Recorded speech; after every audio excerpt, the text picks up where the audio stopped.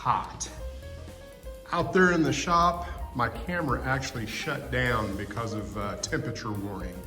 So I don't know that I'm gonna be able to film anything else I do out there for the rest of this particular video. But welcome to Otter Creek and Rio Grande, where once again, I'm working on Benchwork. Now, this is my 8th video in this particular series. And you can see I've got a really good start on where all of this is gonna be.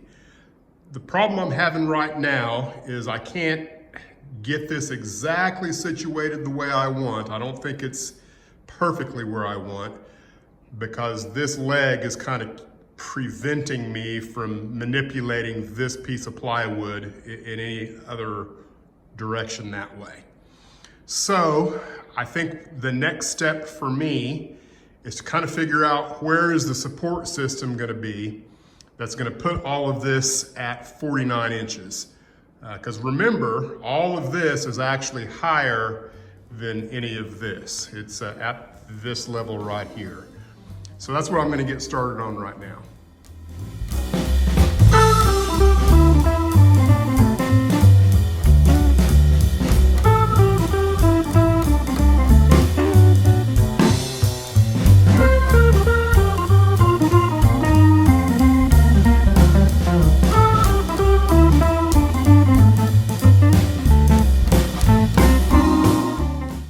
Today's been kind of a slog.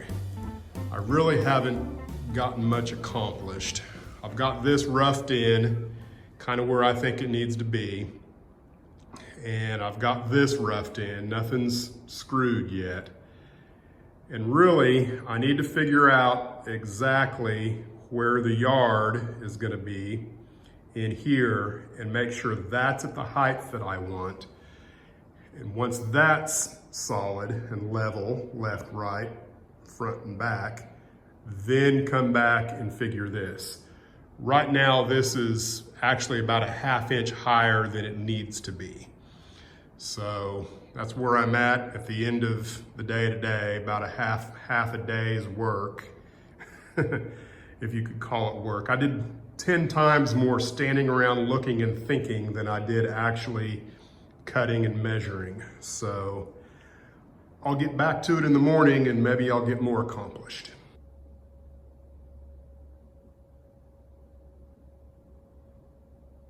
Just a little in progress here.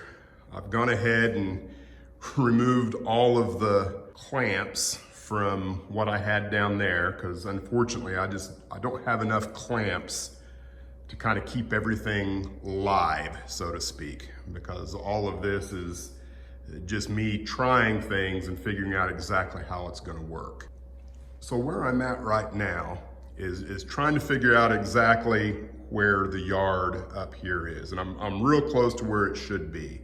According to the plan, the end of this switch here, this turnout, should be about 27 inches from this wall. So I do have that in relatively close configuration according to the track plan. Down here on this end, of course, I think I've got some latitude left and right here, or front and back, depending on how you look at it. And so the real question I'm dealing with right now is where does my L-girders go? And how many do I need? I want at least 2 L-girders because that's going to give me 4 points to level from. And you can see I've got one here and one here. And then I've got that one back in the back, and you can see that they're nowhere near running parallel with each other. So I'm trying to figure out, do I want them to run parallel? And I think the answer is yes. I think I would prefer them to be at least closer to parallel than they are now. And then the other, kind of thing that I'm gonna have to do is as you look at this, I've got nothing square holding that L-girder on. This other one's running, perpendicular to the Benchwork, and so it matches up nicely, but this one's at an odd angle. So I'm gonna have to take this joist loose, unscrew it, and then it will cockeye this way and do the same thing with this one, where we'll go that way a little bit, so that this L-girder runs, I've got something good to bolt it to or screw it to. And then I will also need to do the same thing to the one on the other side.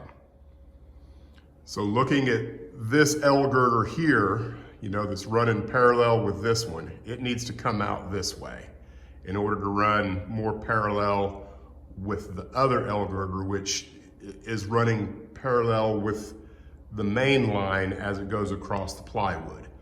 So this leg needs to come out here, which it'll still be, underneath the plywood.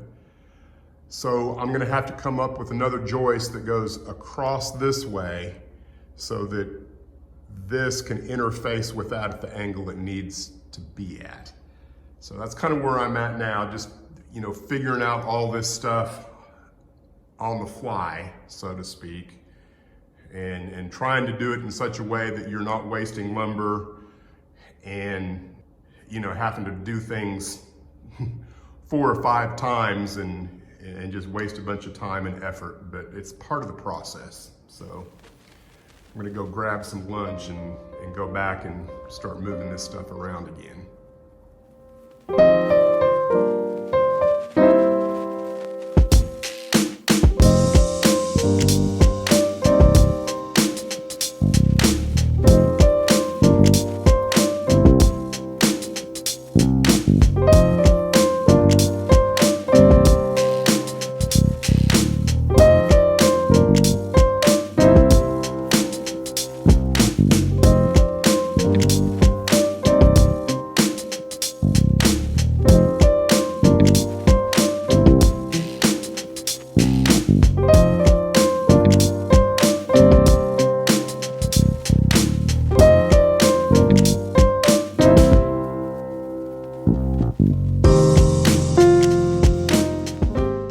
In progress, so you can see the method to my madness. And this is actually a good example of the flexibility of L-girder design. So I needed this to kind of come across here at a completely different angle to the rest of my bench work.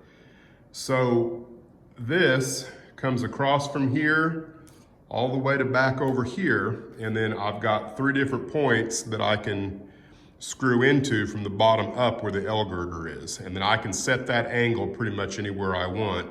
So now this leg can interface with that at a 90 degree, which then sets the angle of this L-girder at the top.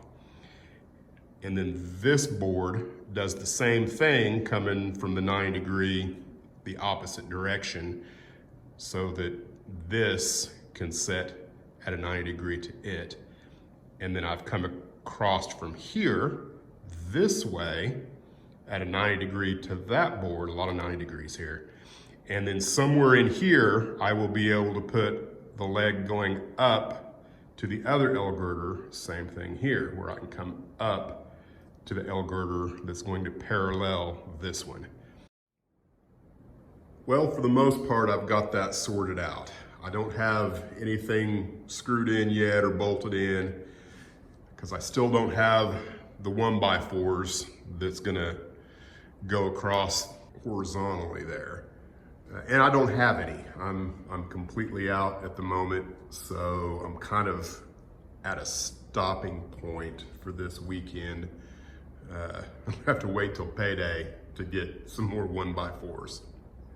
Over here, I went ahead and laid in the radius there just to check it and make sure that it was gonna line up good with what I already have here. And everything's looking pretty good at the moment. I think it's all gonna work out. It's just a matter of making sure that, where my cross joists are gonna go, they're not gonna interfere with where any of the tortoises will be. And I kind of have an idea for that. I'm still kind of fleshing out in my mind. And I may try it over here at Silver Gulch. And my thought is, if I take these 1x4s and I rip them down the middle and then treat them like I did over in staging, you know, where I actually have a riser that comes up, but instead of creating a whole new riser, it would be what was the half of what I ripped. So that's just kind of something I'm thinking about. I don't know that I'm gonna do that yet. I'm just gonna have to decide how important it is that I have some way to avoid the tortoises, which I don't think will be that big of a deal in Silver Gulch, because I think I've got 6 turnouts in there, maybe less. I can't remember exactly.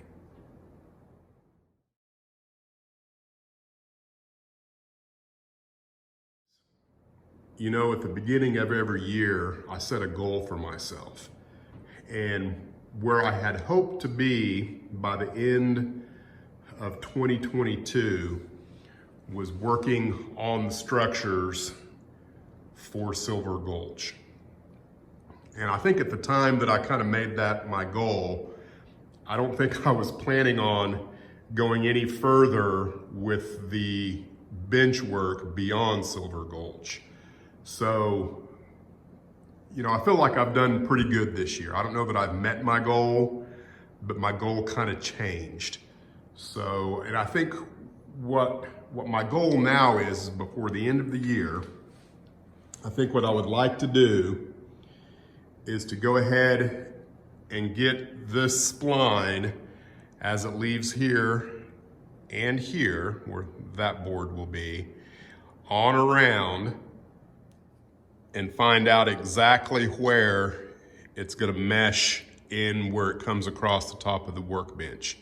I'd like to get there and or possibly the bench work to here. And then, you know, if I can get everything from here over to the workbench and then back that way, I think that would be, you know, pretty cool. Because then, you know, my goal for 2023 would be probably spend the whole year building structures.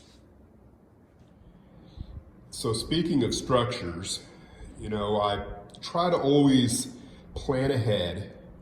And so I have many of the line side structures that I'm gonna need for Forks Creek.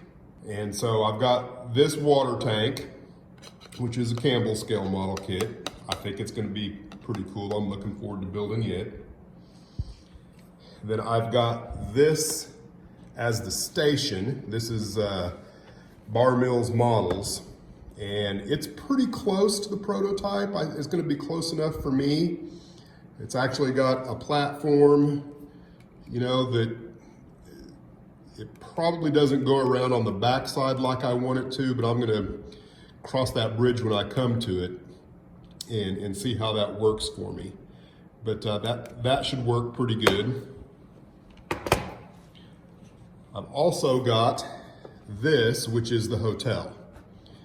And if you watched the last video, I kind of threw up some pictures of the hotel, and this is the actual prototype basalt hotel and eating house by Classic Miniatures. I haven't really looked too much at this one.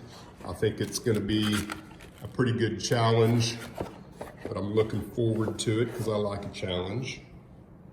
You know, I also am going to need an icing platform. So I've got this Fine Scale Miniatures icing platform. Now in the pictures of basalt that I've looked at, I can't see anything other than probably what would be this side of the building of the icing house there. It looks pretty close to this. So I'm hoping this works. I don't know, all the trackage that I have for where this is going to be is on a slight curve. So I'm not sure exactly how that's gonna work, but I'm gonna look at that when the time comes. But that's another line side structure that I wanted to have ahead of time. I've also got this engine house from Fine Scale Miniatures. Now, this really is nothing like the prototype at all. And the biggest reason I got this was For one, I got it on auction and I got it at an extremely reasonable price for Fine Scale Miniatures. And I thought if nothing else, I could probably get the dimensions of this, and then I would like to scratch build something that's a little closer to what was actually at Basalt, Colorado. That's the plan anyway, is to scratch build this. And then lastly, I have this turntable. I guess this is by Scale Structures Limited. It comes from Sterling, Colorado, I guess. And I'm not even sure what the length is on this, but I think it will work for what I'm doing. And it's gonna be pretty extensive. But that's where I'm at for what's going to be Forks Creek or Roaring Fork. I think the only other line side structure that I don't have yet is the coaling trestle. And you know, you've seen pictures of that. I'll throw one up if I think about it. It's a pretty steep grade, and then I think they just literally shoveled coal off of the top into the tenders from that. So that'll be a whole nother thing. I haven't found any models out there that really look like the prototype in the pictures. So I'm gonna continue looking for that, but I'm hoping to build all of these probably starting mid next year is my guess. So Silver Gulch is a little different in that I've got a lot of merchants buildings that I need to create, and I don't want to buy a whole bunch of kits that look like they go there. I actually am planning on scratch building all of those. But as far as the other structures go that's on the track plan, I couldn't resist, and I got some Sierra West structures. This is Railroad Camp, which is going to be a fantastic model build. And I haven't showed this yet, but I've had it for several months. And I'm really looking forward to building that. That's going to be a bulk of, I guess, what would be the east end of town, depending on how you look at it. And then I also broke down and got Sierra West Brass and Iron Foundry, which is another fantastic set of buildings that create a nice little industrial area. And you know, I double checked all of this, and I know that the footprint for how it's laid out, I can actually build this stuff on their own board and plug it in later if I want to. I'm not sure if I'm going to, but that's probably what I'm going to do. I've also got this miner's supply structure that will go somewhere in Silver Gulch. And then on the back side of the loop, as you come around, I've got the Atlantic Cable Mine.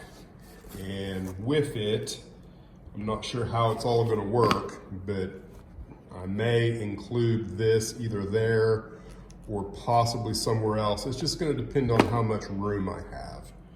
So once again, I know there's a lot of you that may have originally subscribed to the channel because of the structure builds that I got into.